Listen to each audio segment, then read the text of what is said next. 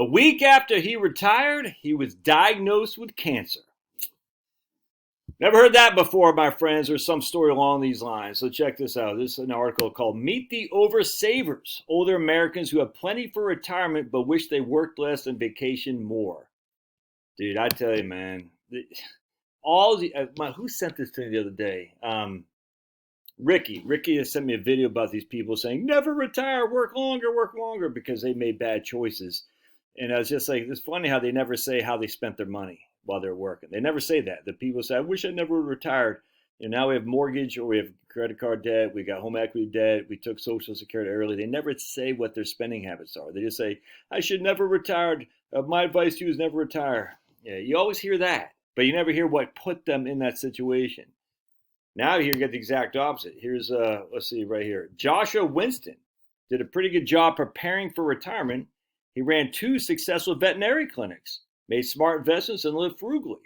But a week after he retired in May, he was diagnosed with cancer. Now he regrets working such long hours during his career, often missing out on trips and date nights. He's one of a few dozen respondents to an informal survey who said they worked too hard.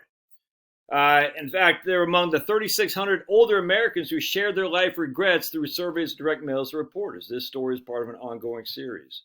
Yep. Some respondents thought they're behind on retirement goals and chose to bypass larger purchases, only realized they're well prepared and too cautious about getting there. I wonder why that'd be. A few said traumatic experiences, such as the death of the loved one or a catastrophic medical diagnosis, made them anxious about saving money for another emergency. Boy. Here's Dylan Tyson, the president of retirement strategies at Prudential, described the mindset of the oversaver. You're cutting back on living, not taking that extra trip because you're worried that you don't have saved enough. Wonder why that'd be.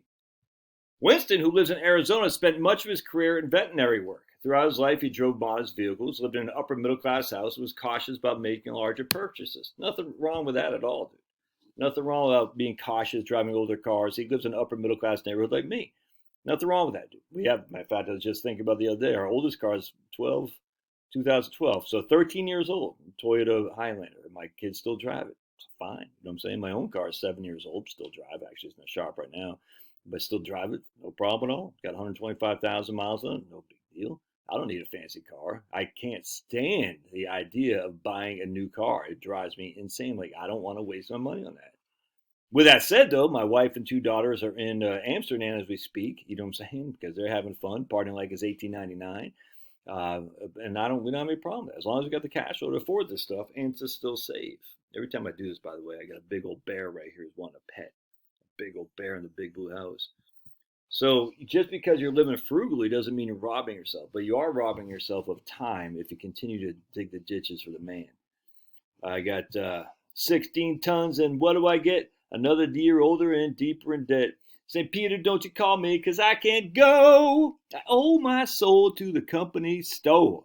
You can give me a thumbs up for that freaking awesome saying. He retired with about $6 million. There he is, Joshua Winston. About $3 million, but he wished he spent some of that on an assistant for his practice, so he wouldn't need to work nights running an emergency vet line. Yep. It sucked the oxygen out of my life. I could never watch a movie when I went out with my wife because I would get a dozen phone calls. He planned to spend some of his savings in retirement, but since he's been diagnosed with lung cancer, and life has been hell since then. With millions of Americans facing uncertainty, there's always uncertainty. I don't care who you are, where you are. Here's Ruth Mills. She began saving later in life, but amassed 7 figures through frugal living and careful investing. The Minnesota resident had children in her 20s and finances were tight. As a single mom, she had multiple jobs, working odd jobs as a part-time in-home personal care assistant in addition to full-time work. She worked her way up to a senior accounting office for the state. She said she missed out so much and cared for her children, she missed opportunities to go out with friends and travel. In fact, I got an email from a lady today who's a registered nurse who does when babies are being popped out, delivery nurse or something like that. She goes, I don't mind my job. I'm just getting older. And I don't know if I can physically take it, but I want to be able to know if I can retire. I said, yeah, 100%. Just let's crunch these numbers and see. I can't guarantee anything, but why not? You don't want to be sitting there to your last day, freaking digging the ditches for the man when you got just, it's not, no, man. Here she is right there, Ruthie Mills. She often missed dinners with friends while raising her children. I don't have a problem with that. Yeah, you should raise your children first, Ruthie. She pushed back on a trip to Ireland that she's now no longer physically equipped to take. She recently downsized her health and hopes to retire soon and use her retirement years to spoil her grandchildren in an active lifestyle. Yeah, 100%, man. That's nothing wrong with that. Let's see. Missing at Kirk's, this guy Kirk right here, Captain Kirk, said he didn't realize he was doing such a good job of preparing for retirement. He's a retired California attorney who has to only use his first name because his first name is actually Captain. He worked for various financial institutions and maxed out his 401k. He's got over a 1.1 million in tax-deferred savings. However, he feared a market crash would derail his plans for comfort retirement. It's just sad, dude. Anyway, don't let that be you, man. I mean, how do you know until you actually crunch the numbers? Come here. 16 tons in, what do I get? Another year older and deeper in debt. St. Peter, don't you call me, because I can't go. I owe my soul to the company store. You don't want to be owing your soul to the company store. You want to be freaking out there partying like it's 1899. You know what I'm saying? And just doing the things you want to do. And that means, I don't know, I like to read. I like to be outside in the sun. I like my pups.